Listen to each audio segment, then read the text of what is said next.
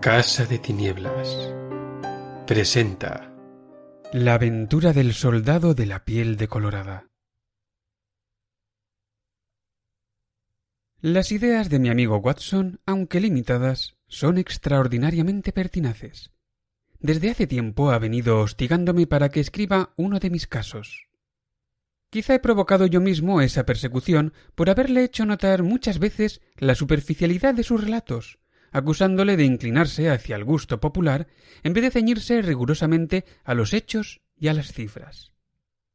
«Pruebe a escribir usted mismo, Holmes», me ha replicado a menudo, y ahora, después de tomar la pluma en la mano, me veo forzado a reconocer que, en efecto, empiezo a darme cuenta de que es preciso presentar el asunto de manera que pueda interesar al lector.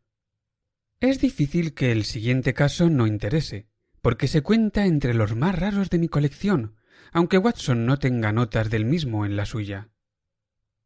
Ya que hablo de mi viejo amigo y biógrafo, aprovecharé la oportunidad para hacer notar que, si en mis variadas y pequeñas pesquisas echo sobre mí la carga de un acompañante, no lo hago ni por sentimentalismo ni por capricho, sino porque Watson posee algunas notables características propias, a las que no ha concedido importancia, llevado en parte por su modestia y en parte por el aprecio exagerado que tiene de mis propias habilidades. Un confederado capaz de prever siempre las conclusiones a que usted va a llegar y el curso de la acción que va a emprender es peligroso. Pero aquel al que todas las novedades que se producen le caen como una sorpresa continua y para el que el porvenir es siempre un libro cerrado, resulta en verdad una ayuda leal. Veo, por mis libros de notas, que fue durante el mes de enero de 1903, apenas terminada la guerra con los Boers, cuando recibí la visita del señor James M. Dood, un británico corpulento, sano, quemado del sol, bien plantado. El bueno de Watson me había abandonado para seguir a su esposa, único acto egoísta por su parte que yo recuerdo del tiempo en que estuvimos asociados. Yo estaba, pues, solo. Tengo por costumbre sentarme de espaldas a la ventana y hacer sentar a mis visitas en la silla de enfrente, de modo que les da la luz en la cara. El señor James M. Dood mostró no saber cómo empezar la conversación. No intenté acudir en su ayuda, porque su silencio me dejaba más tiempo para observarlo a él. He comprobado que resulta útil despertar en los clientes una sensación de poder, y por eso le hice ver algunas de las conclusiones a las que había llegado. «Veo, señor, que viene usted de Sudáfrica». «Así es, señor Holmes. Es usted brujo». «Del cuerpo de voluntarios de caballería imperial, si no me equivoco. Del regimiento de Middlesex, sin duda alguna». «Acierta de nuevo, señor Holmes. Es usted un hechicero».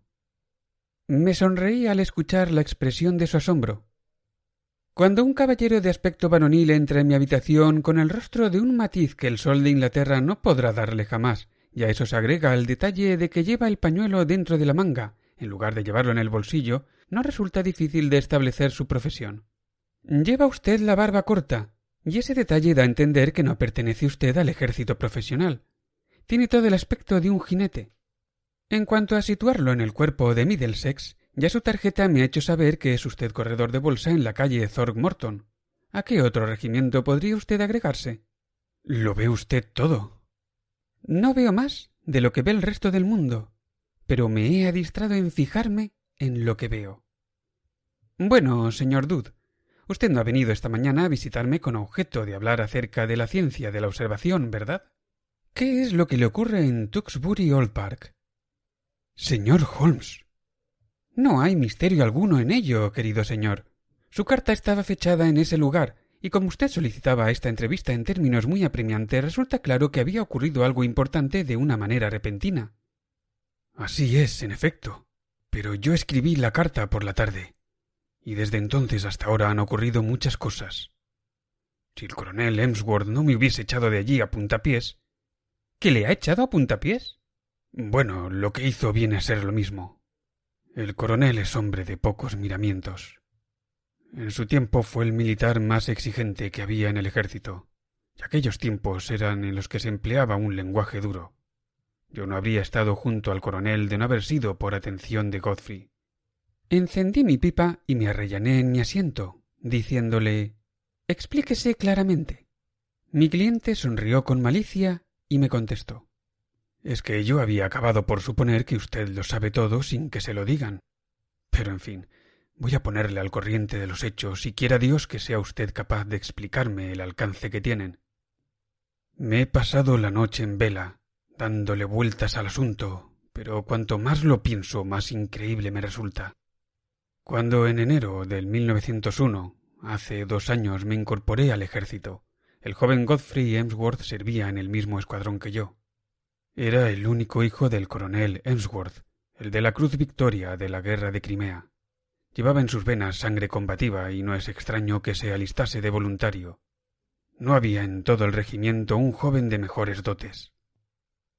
Nos hicimos amigos, con esa amistad que únicamente llega a establecerse cuando 2 personas viven la misma vida y comparten las mismas alegrías y dolores. Era mi camarada. Esa palabra significa mucho en el ejército. Durante 1 año de arduas peleas aguantamos juntos, a las duras y a las maduras, al menos hasta la lucha que tuvo lugar cerca de Diamond Hill, en los alrededores de Pretoria, donde le alcanzaron con una bala de grueso calibre. Recibí una carta suya desde el hospital de Ciudad del Cabo y otra desde Southampton. Pues bien, acabada la guerra y ya todos de regreso, le escribí al padre preguntándole por el paradero de Godfrey. No me contestó. Esperé y volví a escribirle. En esta ocasión recibí una carta concisa y huraña. Godfrey había emprendido un viaje alrededor del mundo y no era probable que regresase antes de 1 año. Y nada más. Yo no me quedé satisfecho, señor Holmes. Todo esto me resultó condenadamente raro. Godfrey es un buen muchacho y no dejaría de lado a un camarada de ese modo. No concuerda con su manera de ser. Y más tarde me enteré de que iba a heredar una suma importante de dinero y que su padre y él no siempre se entendían. El viejo era en ocasiones agresivo, y el joven Godfrey era demasiado entero para aguantarlo. Así que no me di por satisfecho y decidí llegar hasta la raíz del asunto. Pero como mis propios asuntos requerían mucha atención tras 2 años de ausencia, no me fue posible ocuparme del caso de Godfrey hasta esta misma semana. Ahora que me he puesto con él, me propongo seguirlo hasta llevarlo a buen término. El señor James M. Dood me produjo la impresión de que era una de esas personas a las que más vale tener de amigo que de enemigo. Sus ojos azules tenían una expresión dura, y su cuadrada mandíbula se había tensado mientras hablaba. —¿Y qué ha hecho usted? —le pregunté. Mi primer paso consistió en ir hasta su residencia, Tewkesbury Old Park, cerca de Bedford, para ver con mis propios ojos cómo se presentaba el terreno. Por eso le escribí a la madre. No quería tratar más con el padre. Fue un ataque frontal. Que Godfrey era mi camarada, que tenía gran interés en saber cómo estaba, que ella entendería por todo lo que habíamos pasado juntos, que me iba a pasar por el pueblo y que si no ponía objeción alguna, etc. La contestación fue atentísima, y en ella se me ofreció alojamiento para pasar la noche. Eso fue lo que me llevó el lunes allí. El viejo palacio de Tewkesbury se halla en un lugar inaccesible a 10 kilómetros de distancia de cualquier otro punto. En la estación no había coche alguno, de modo que me vi obligado a cubrir el trayecto a pie cargado con mi maleta, y ya había casi oscurecido cuando llegué. Es un gran edificio solitario que se alza dentro de un extenso parque. Yo diría que pertenece a toda clase de épocas y de estilos, porque empieza en una base isabelina que es mitad de madera y acaba en un pórtico de la época victoriana. En el interior son todo artesonados, tapices y viejas pinturas medio borrosas, es decir, una casa en sombras y misteriosa. Había un viejo despensero, el viejo Ralph, que parecía tener tantos años como la casa misma. También estaba su mujer, que era incluso quizás más vieja, y que había sido la niñera de Godfrey, y yo le había oído a éste hablar de ella como de una madre, a la que quería casi tanto como a su madre. Es por eso que me sentí cómodo con ella, a pesar de su aspecto extraño. También simpaticé con la madre, que era una mujer pequeña y cariñosa como una ratita blanca, Con el único que no hice buenas migas fue con el coronel. Desde el principio tuvimos nuestros más y nuestros menos, y sentí el impulso de regresar de inmediato a la estación. Si no lo hice, fue porque tuve la sensación de que sería hacerle el juego. Me pasaron inmediatamente a su despacho y allí me lo encontré, corpulento, de grandes espaldas, tez oscura, una barba revuelta y larga, sentado detrás de su mesa escritorio llena de papeles. Su nariz de venas rojas se proyectaba como el pico de un buitre, y dos ojos grises agresivos se clavaron en mí por debajo de aquellas cejas tupidas y salientes. Comprendí por qué Godfrey hablaba poco de su padre. «Veamos, señor», me dijo con voz áspera. «Me agradaría conocer las verdaderas razones de esta visita». Le contesté que ya las había explicado en la carta que había enviado a su esposa. Sí, en ella decía usted que había conocido a Godfrey en África, y como es natural no tenemos más pruebas que su palabra. Tengo cartas suyas en el bolsillo.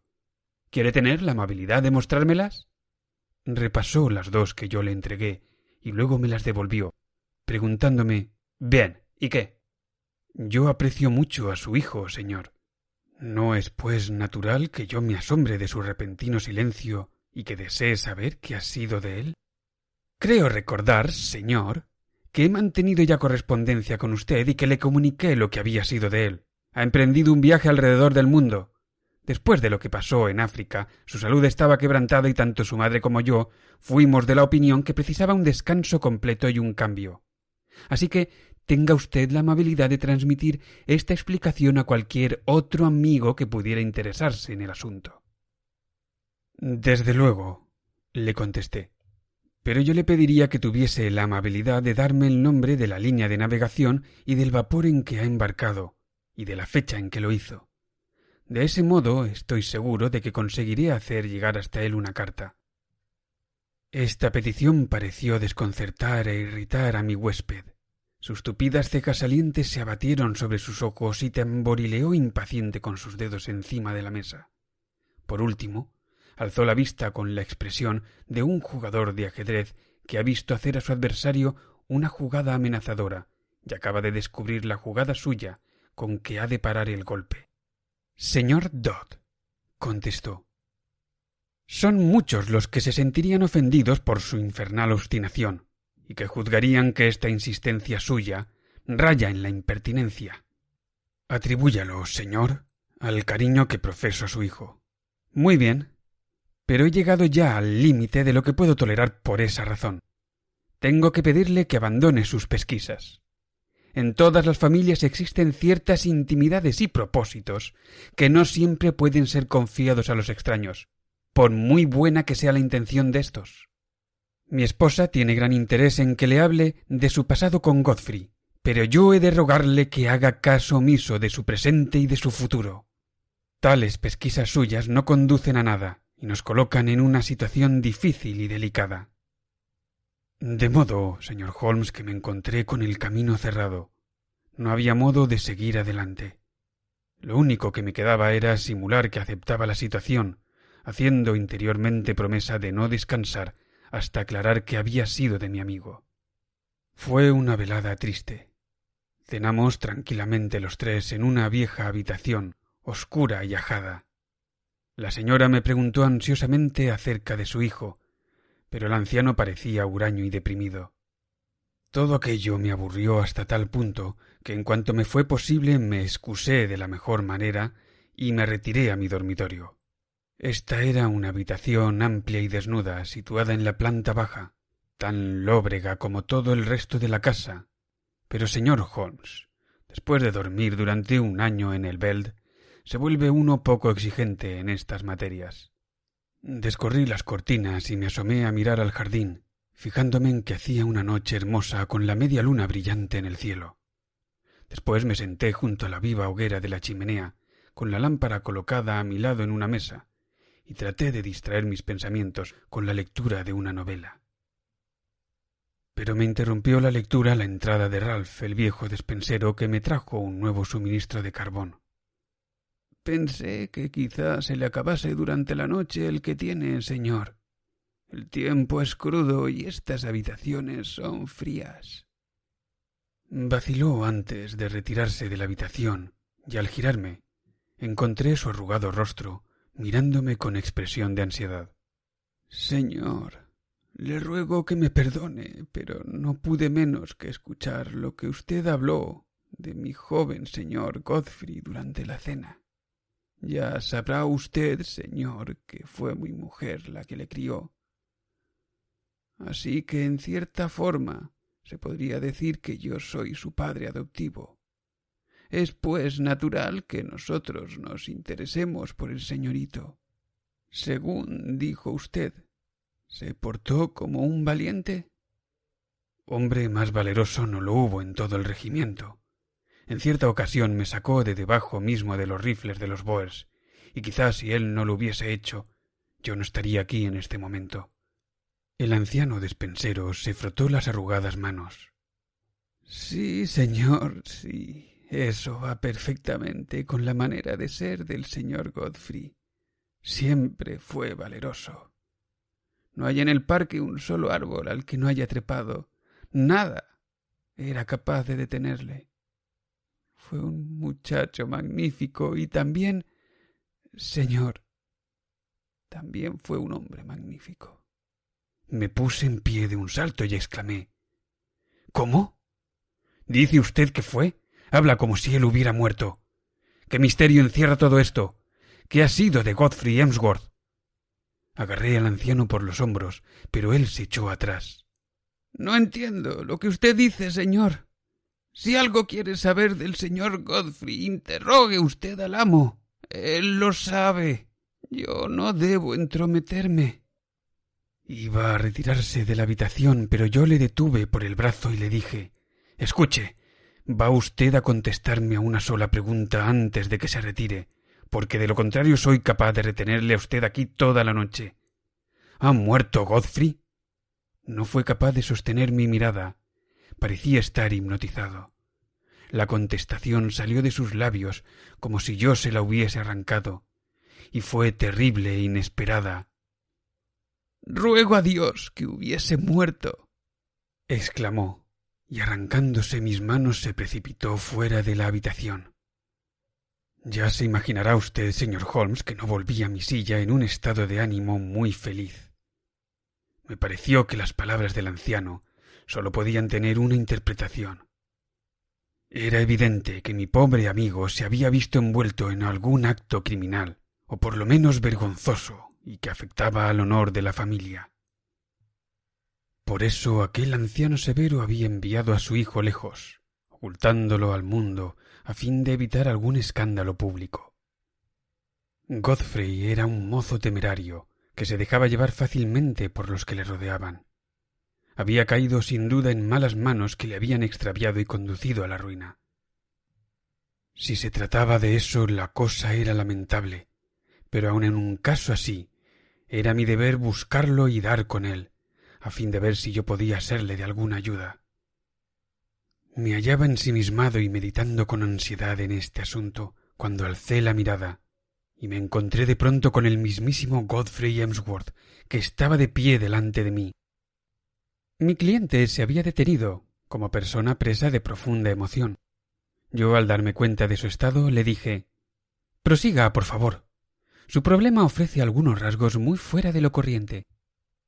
Señor Holmes, mi amigo estaba en la parte de afuera de la ventana, con la cara apretada contra el cristal. Le he dicho antes que me asomé a mirar cómo estaba la noche. Al hacerlo, dejé las cortinas parcialmente descorridas. La figura de mi amigo quedaba encuadrada dentro de esa abertura de las cortinas. La ventana llegaba hasta el suelo mismo, de modo que pude ver toda su figura, pero fue su rostro lo que atrajo mi mirada. Estaba mortalmente pálido. Jamás he visto yo a un hombre de rostro tan blanco.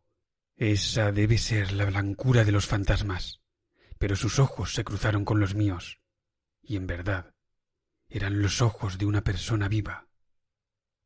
En el momento en que él cayó en la cuenta de que le estaba observando, dio un salto hacia atrás y desapareció en la oscuridad. Señor Holmes, en el aspecto de ese hombre hay algo que me produjo una dolorosa impresión. No se trataba tan solo de un rostro cadavérico que destacaba en la oscuridad tan blanco como el yeso. Era algo más sutil. Había algo vergonzoso, furtivo, algo culpable, algo completamente distinto de la franqueza y hombría que yo conocí en aquel muchacho. Me embargó una sensación de horror. Pero el hombre que ha estado haciendo la guerra durante un par de años, teniendo por enemigo al Bóer, sabe conservar templados los nervios y actuar con rapidez. Apenas había desaparecido Godfrey cuando yo ya me había abalanzado hacia la ventana. El cierre de ésta funcionó con dificultad y tardé algún tiempo en poder levantarla hacia arriba. Acto seguido me escabullí por la abertura y corrí por el camino del jardín hacia la dirección que pensé que podría haber tomado mi amigo. El camino era largo y la luz mala, pero me pareció que algo se movía delante de mí. Seguí corriendo y le llamé por su nombre, pero fue inútil. Al llegar al final del camino me encontré con que éste se bifurcaba en varias direcciones, yendo a parar a distintos edificios adyacentes a la casa. Me quedé indeciso. Y estando así, escuché con toda claridad el ruido de una puerta que se cerraba. No se había producido en la casa a mis espaldas, sino frente a mí, en algún sitio envuelto en la oscuridad. Aquello me bastó, señor Holmes, para adquirir el convencimiento de que lo que yo había visto no era una visión. Godfrey había huido de mí corriendo y se había metido en algún sitio, cerrando después la puerta. De eso estaba seguro. Ya no me quedaba a mí nada que hacer. Pasé una noche intranquila, dándole vueltas al asunto en la cabeza y tratando de encontrar alguna explicación en la que encajase todo lo sucedido. Al día siguiente encontré al coronel de temperamento más conciliador, y como su esposa me hizo notar que en aquellos alrededores existían lugares dignos de verse, aproveché la oportunidad para preguntarles si les resultaría molesto que yo pasase allí otra noche más. La gruñona conformidad dada por el anciano me proporcionó un día entero para dedicarme a observar. Estaba ya completamente convencido de que Godfrey se ocultaba por allí cerca, pero me quedaba todavía por averiguar el sitio y la razón de aquel ocultamiento. Era la casa tan espaciosa y tan llena de recovecos que podía esconderse dentro de ella un regimiento entero sin que nadie advirtiese su presencia. Si el secreto estaba allí, me resultaría difícil encontrarlo, pero la puerta que yo había oído cerrarse estaba con toda seguridad fuera de la casa. Era preciso que explorase el jardín por si podía descubrir algo. Ningún obstáculo se me presentó para ello, porque los dos ancianos se hallaban atareados cada cual a su manera, y me dejaron en libertad para pasar el tiempo como bien me pareciese. Había varios pequeños edificios que servían de dependencias de la casa, pero al fondo del jardín se alzaba un edificio aislado y de regular capacidad, lo suficiente como para servir de vivienda a un jardinero o a un guarda de caza.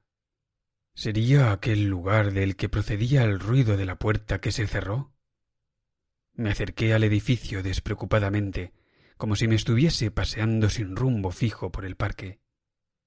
Al hacerlo, salió de la puerta un hombre pequeño, con barba, vivaracho, vistiendo chaqueta negra y bombín, es decir, que no tenía aspecto alguno de jardinero.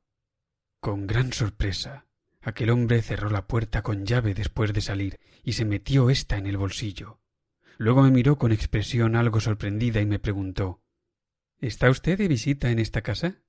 Le dije que en efecto estaba de visita y que era amigo de Godfrey, y agregué: «Qué pena que se encuentre viajando, porque seguramente le habría agradado hablar conmigo». «Ya lo creo que sí. Estoy seguro de que le habría agradado», me contestó con expresión de culpabilidad. «Espero que repita usted la visita en alguna ocasión más propicia». Siguió su camino, pero al darme yo media vuelta, me fijé en que se había detenido y me estaba vigilando medio oculto por los arbustos de laurel que había en el extremo más alejado del jardín.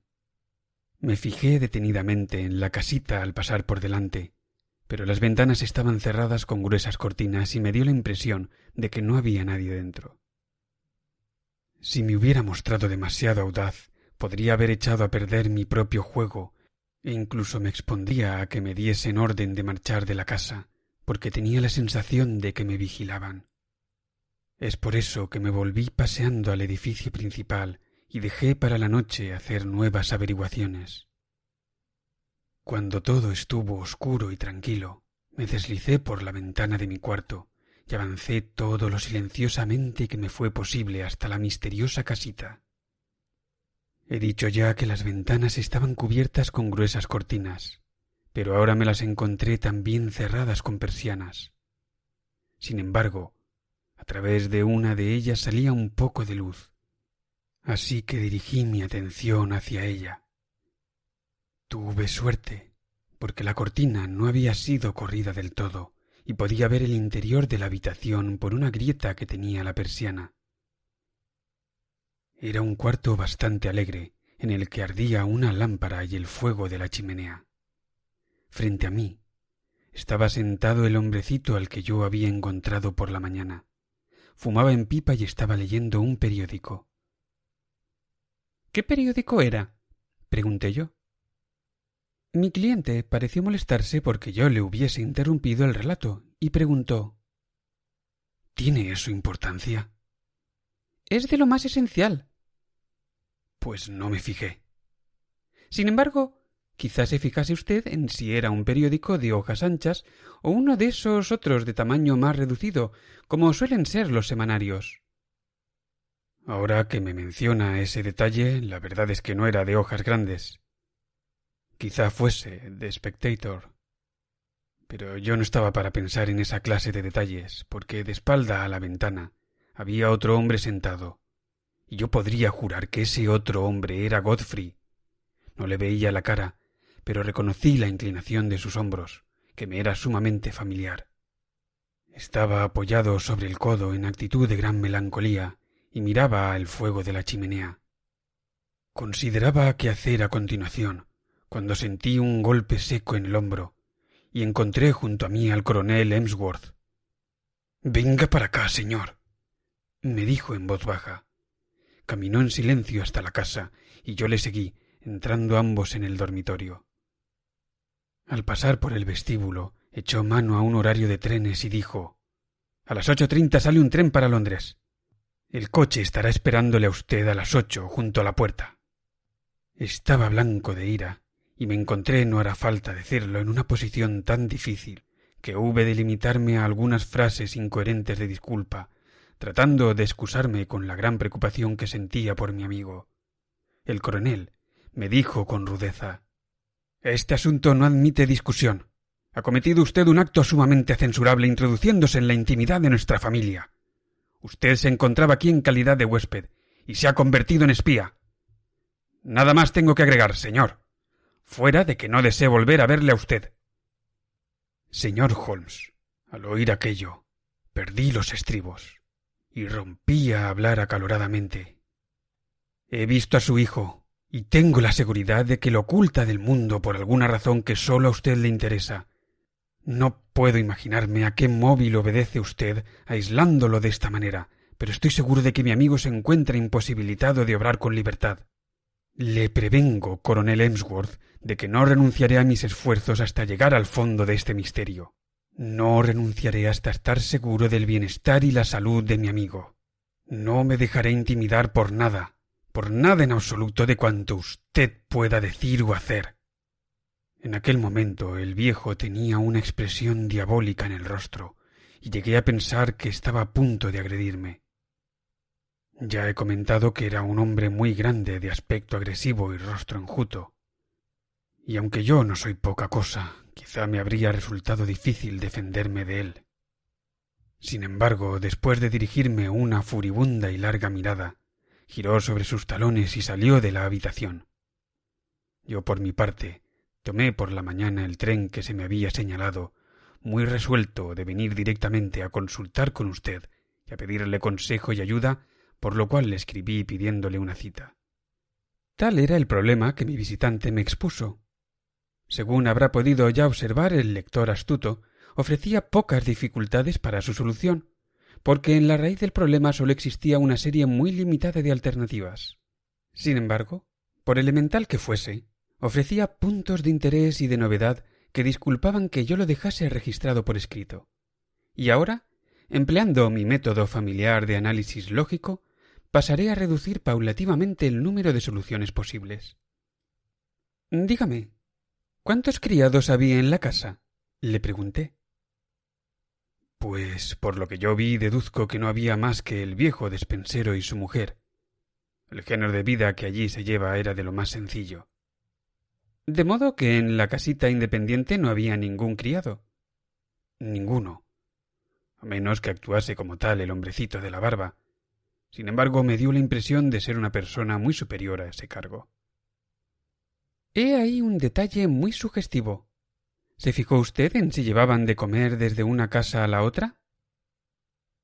Ahora que usted me habla de eso, es cierto que vi al viejo Ralph ir por el camino del jardín en dirección a la casita llevando una cesta.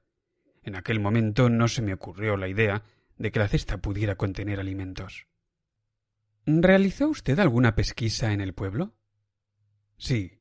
Hablé con el jefe de la estación y también con el mesonero del pueblo. Me limité a preguntarle si tenían algunas noticias de mi antiguo camarada Godfrey Emsworth. Ambos me aseguraron que estaba realizando un viaje alrededor del mundo, que había regresado a casa y que había vuelto a marchar enseguida. Es evidente que la explicación era aceptada por todos. ¿Compartió sus sospechas con alguien? No, con nadie. Obró usted muy cuerdamente. No hay duda de que estamos en la obligación de investigar el caso. Regresaré con usted a Tewkesbury Old Park. ¿Hoy mismo? En aquel momento andaba yo ocupado en esclarecer el caso que mi amigo Watson ha relatado con el título La escuela de la abadía, en la que tan de cerca se hallaba comprometido el duque de Greyminster. También había recibido una misión procedente del sultán de Turquía que me obligaba a una acción inmediata, bajo penas de severas consecuencias políticas. Por consiguiente, y según consta en mi diario, sólo en los comienzos de la semana siguiente pude ponerme en camino para cumplir mi compromiso en Bedfordshire, en compañía del señor James M. Dood. Mientras nos dirigíamos a la estación de Euston, recogimos a un caballero grave y taciturno, con el que previamente había yo hecho los arreglos necesarios. «Es un viejo amigo», le dije a Dood. «Quizá su presencia sea absolutamente innecesaria y puede también que resulte esencial. De momento no hace falta entrar en más detalles».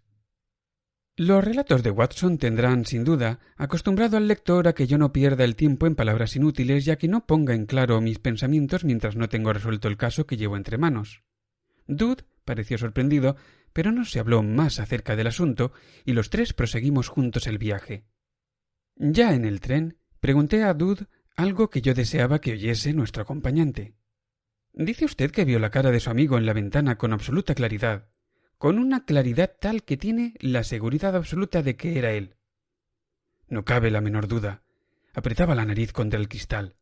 La luz de la lámpara se proyectaba de lleno sobre él». «¿No podría tratarse de alguien que se le pareciese?» «No, no, era él».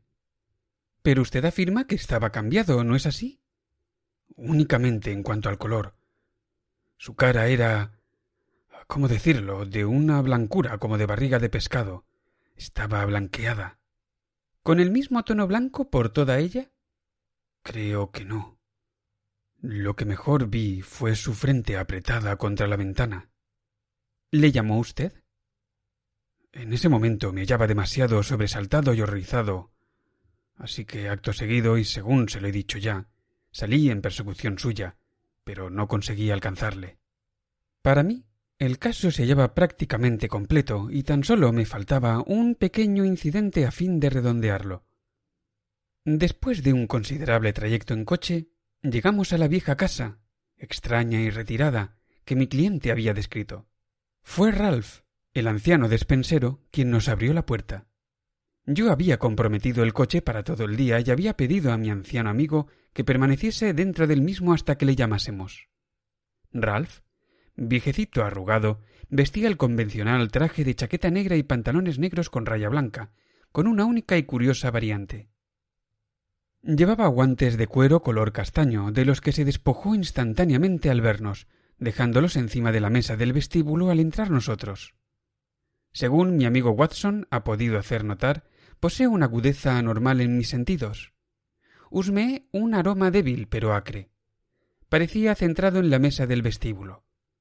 Me di media vuelta, coloqué allí mi sombrero, lo tiré al suelo, me incliné para recogerlo y me di maña para acercar mi nariz a menos de 30 centímetros de distancia de los guantes. Sí, indudablemente aquel curioso olor a brea salía de ellos. Seguí adelante para entrar en el despacho con mi caso ya resuelto. Qué lástima que no tenga más remedio que mostrar las cartas que tengo en mano cuando relato yo mismo un caso. Watson lograba presentar sus deslumbrantes finales, ocultando esa clase de eslabones de la cadena. El coronel Emsworth no estaba en la habitación, pero acudió con bastante rapidez al recibir el mensaje de Ralph. Oímos en el pasillo sus pasos rápidos y firmes. La puerta se abrió de par en par y entró precipitadamente, con la barba enmarañada y las facciones contraídas, convertido en el anciano más terrible que yo he encontrado nunca. Tenía en la mano nuestras tarjetas, las rompió en pedazos y las pisoteó. ¿No le he dicho ya, maldito entrometido, que no es bienvenido en esta casa? No vuelva jamás a tener la audacia de mostrar aquí su maldita cara. Si vuelve a entrar sin licencia mía, estaré en mi derecho de recurrir a la violencia. Lo mataré a tiros, señor. Por Dios que lo haré. En cuanto a usted, señor, prosiguió volviéndose hacia mí, considérese incluido en la misma advertencia. Estoy al tanto de la innoble profesión que ejerce, pero debe usted ocupar sus celebrados talentos en algún otro terreno. Aquí no hay lugar para ellos. No puedo marcharme de aquí, dijo mi cliente con firmeza, hasta que sepa de los propios labios de Godfrey que no se haya coartada su libertad. Nuestro huésped, mal de su agrado, tiró de la campanilla. Ralph, dijo, telefonea a la policía del condado y diga al inspector que envíe un par de guardias. Dígale que en la casa hay asaltantes. Un momento. Señor Dood, ya sabrá usted que el coronel Emsworth se encuentra en su derecho al dar ese paso y que dentro de su casa nosotros podemos considerarnos fuera de la ley. Por otro lado, él debe reconocer que usted ha obrado movido enteramente por el interés que le inspira a su hijo. Yo me atrevo a esperar que, si se nos conceden 5 minutos de conversación con el coronel Emsworth, conseguiré con toda seguridad alterar su punto de vista en este asunto. Yo no soy hombre que cambia fácilmente, repuso el soldado veterano. Ralph, haga lo que le he dicho. ¿Qué diablos espera para hacerlo? Llame usted a la policía. No hará nada de eso, dije yo, descansando mi espalda en la puerta cerrada. Cualquier interferencia de la policía acarrearía la catástrofe misma que usted tanto teme. Saqué mi libro de notas y escribí una única palabra en una hoja suelta que entregué al coronel Emsworth, diciéndole: «Esto es lo que nos ha traído hasta aquí». Se quedó mirando fijamente el escrito, con un rostro en el que había desaparecido toda expresión, excepto la de asombro. «¿Cómo lo sabe usted?», jadeó, dejándose caer pesadamente en su sillón. «Por mi profesión debo poner en claro las cosas. De eso me ocupo». El coronel se sumió en profundas meditaciones mientras su mano huesuda tiraba de su barba enmarañada. De pronto hizo un gesto de resignación. «Pues bien, si ustedes desean hablar con Godfrey, hablarán. No era ese mi propósito, pero me han obligado a ello. Ralph, diga a Godfrey y al señor Kent que iremos a visitarlos dentro de 5 minutos». Transcurrido ese tiempo, avanzamos por el camino del jardín y nos paramos delante de la casa del misterio, que se alzaba al final del mismo. Un hombrecito de barba nos esperaba en la puerta, dando muestras de considerable asombro, y nos dijo: «Ha sido muy repentino, coronel Emsworth, y echará a perder todos nuestros planes». «No puedo evitarlo, Mr. Kent. Nos han obligado.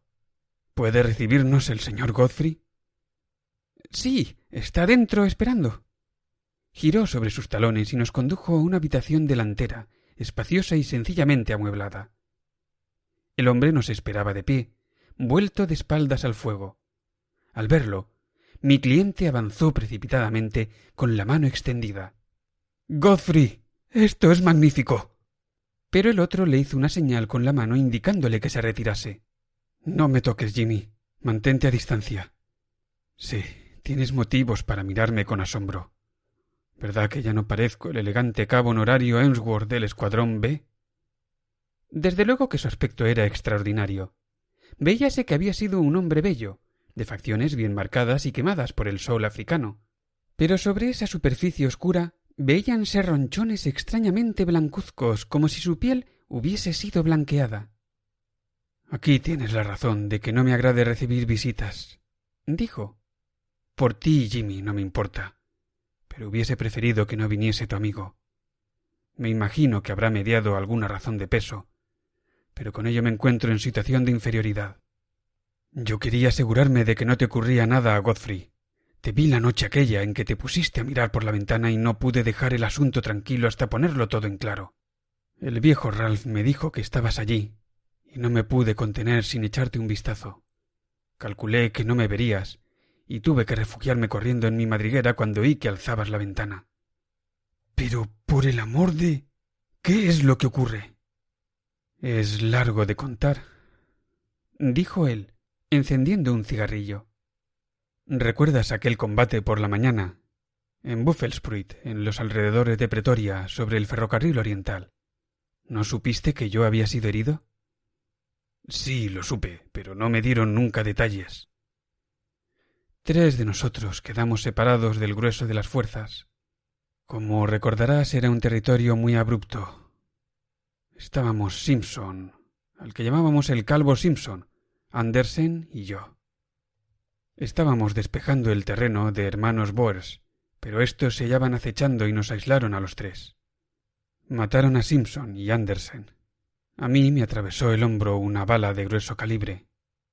Sin embargo, me aferré a mi caballo y galopó en un trayecto de varios kilómetros antes de que me desmayase y rodase desde la silla al suelo.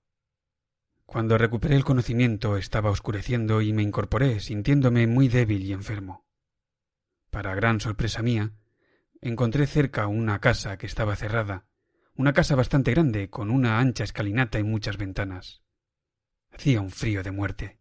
Recordarás que todas las noches hacía un frío entumecedor, un frío muy distinto al de la temperatura cruda pero sana. Pues bien, yo estaba entumecido hasta el tuétano, y mi única esperanza consistía, al parecer, en llegar hasta aquella casa. Me puse en pie, tambaleándome, y avancé apenas consciente de lo que hacía.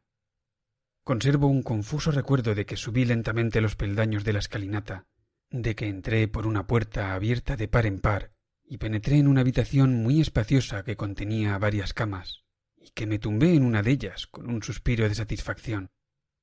La cama estaba sin hacer, pero eso no me produjo la menor inquietud.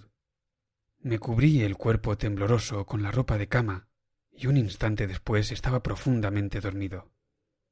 Me desperté a la mañana siguiente y tuve la impresión de que en lugar de recobrar el sentido en un mundo normal, había irrumpido dentro de una pesadilla extraordinaria. Por las amplias ventanas sin cortinas penetraba un torrente de sol africano, y hasta los más pequeños detalles de aquel gran dormitorio encalado y desnudo se distinguían con nitidez y realce. Estaba ante mí un hombre pequeño, parecido a un enano, de cabeza enorme y bulbosa, que chapurreaba con gran excitación en holandés, accionando con 2 manos horribles que se me antojaban esponjas de color castaño. A sus espaldas había un grupo de personas que parecían sumamente divertidas con la situación, pero al mirarlas sentí correr por mi cuerpo un escalofrío. Ni una sola de ellas era un ser humano normal. Todas estaban contorsionadas, hinchadas o desfiguradas de manera fantástica. La risa de aquellos monstruos extraordinarios era espantosa de oír. Por lo visto, ninguno de ellos era capaz de hablar en inglés, pero era urgente aclarar la situación, porque aquel ser de cabeza monstruosa estaba enfureciéndose cada vez más y lanzando gritos de bestia salvaje. Me había puesto las manos deformes encima y me sacaba a rastras de la cama sin hacer caso de la sangre que manaba de nuevo de mi herida. Aquel pequeño monstruo tenía fuerza de toro, y no sé lo que me habría hecho si no hubiera acudido, al escuchar el barullo, un hombre anciano que se veía que ejercía autoridad. Pronunció en holandés algunas frases severas y mi perseguidor se alejó reculando. Luego, aquel hombre me miró presa del mayor asombro y me preguntó: «¿Cómo diablos ha venido usted aquí? Espere un momento. Me doy cuenta de que está usted rendido de cansancio y que es preciso curar esa herida que tiene en el hombro. Soy médico y voy a vendarle enseguida. Pero por Dios vivo, que está usted aquí en un peligro mayor que el que la amenaza en el campo de batalla, porque se encuentra en el hospital de leprosos y ha dormido usted en la cama de un leproso. ¿Para qué voy a decirte más, Jimmy? Por lo visto, todos aquellos pobres seres habían sido evacuados el día anterior ante la inminente batalla. Luego, al avanzar de los británicos, el médico superintendente había vuelto a llevarlos allí. Este me aseguró que aunque él se creía inmune a la enfermedad, no se habría atrevido a hacer lo que yo había hecho. Me alojó en una habitación reservada, me trató cariñosamente, y cosa de una semana después fui llevado al Hospital General de Pretoria. Ahí tienes mi tragedia. Yo aguardaba contra toda esperanza. Los terribles síntomas que ves en mi cara no vinieron a anunciarme que no me había salvado hasta que no me encontré de vuelta en casa. ¿Qué iba a hacer? Me encontraba en esta casa solitaria y disponíamos de 2 servidores a los que podíamos confiar por completo, y contaba con una casita dentro de la cual yo podía vivir. El señor Kent, que es médico, se manifestó dispuesto a permanecer a mi lado bajo juramento de guardar el secreto. En estas condiciones el asunto parecía sencillo. La alternativa que se me ofrecía era espantosa. Separación para toda la vida entre gentes desconocidas, sin una sola esperanza de liberación. Pero era imprescindible guardar el más absoluto secreto, porque de lo contrario, hasta en esta tranquila región campesina se habría levantado un alboroto, y yo me habría visto arrastrado a mi suerte horrible. Era preciso ocultarlo, incluso de ti, Jimmy. No llego a comprender cómo mi padre ha alterado su resolución. El coronel Emsworth me señaló a mí con el dedo. «Este es el caballero que me forzó a ello». Al decirlo, desdobló la hoja de papel en la que yo había escrito la palabra lepra. Me pareció que este señor sabía tanto que lo más seguro era dejarle que lo supiese todo. «Y, en efecto, ha sido lo más seguro», le dije. «¿Quién sabe si de todo esto no redundará un beneficio? Creo haber entendido que la única persona que ha examinado al enfermo ha sido el señor Kent. ¿Me permite, señor, preguntarle si es usted una autoridad competente en esta clase de enfermedades? Según tengo entendido, son por naturaleza tropicales o semitropicales. Sé de ellas lo que es corriente que sepa un médico instruido». Me contestó con cierta tiesura. «No pongo en duda, señor, que sea usted un hombre de absoluta competencia, pero estoy seguro de que convendrá conmigo en que en un caso así tiene importancia conocer una segunda opinión. Me parece que ha huido de esta posibilidad por temor a que hiciesen presión sobre usted, para obligarle a que aparten al enfermo». «Así es, en efecto», dijo el coronel Emsworth.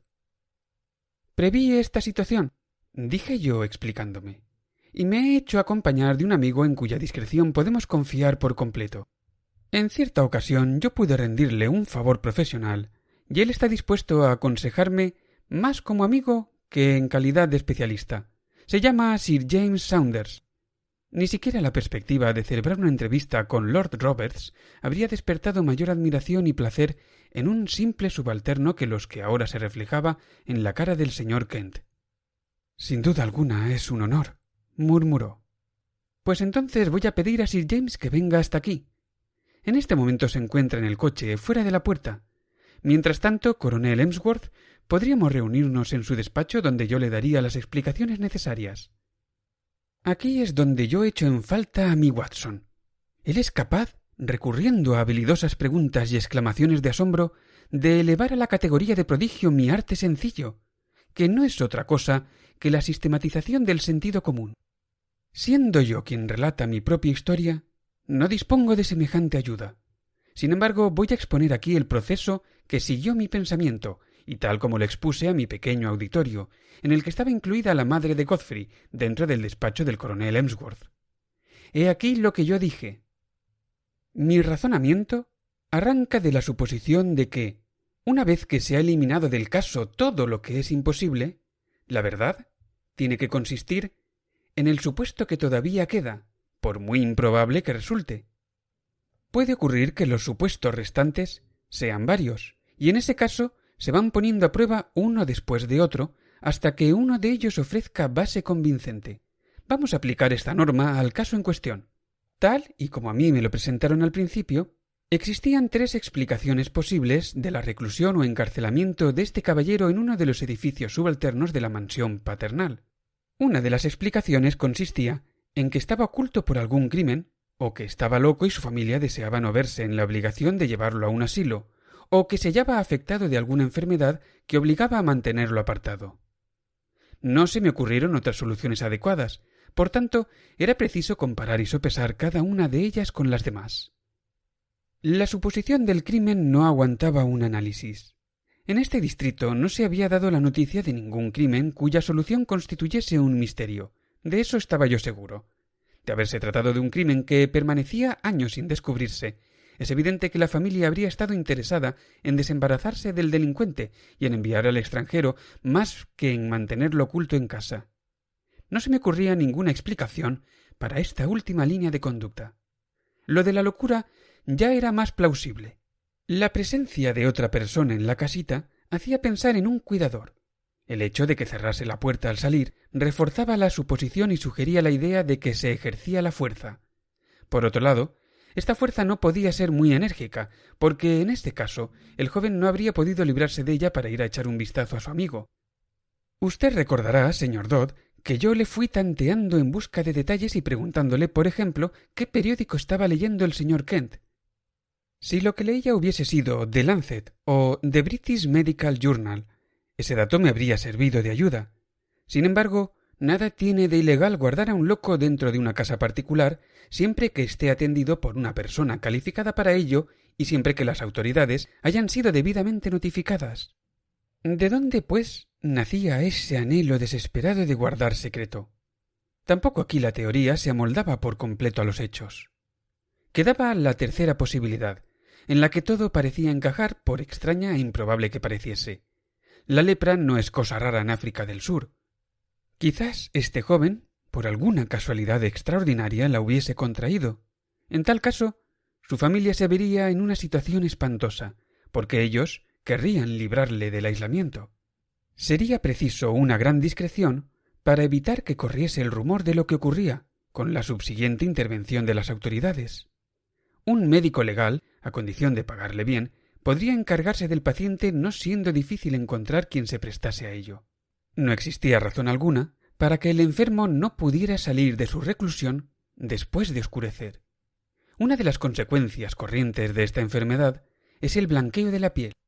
El caso era importante, tan importante que me decidí a actuar como si estuviese ya demostrado.